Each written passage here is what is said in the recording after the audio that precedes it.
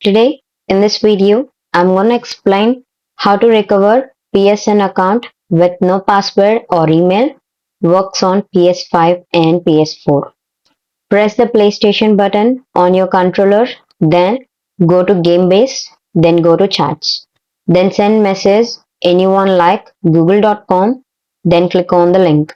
Then type in PlayStation Ask, then click on PlayStation Twitter account. Then click on PlayStation Help website link on their profile description. Then click on Account Security. Then click on Login and Password. From here, recover your account and go to back and click on Online Assistant from the bottom right. Then enter your first and last name. Then click on Start Chatting.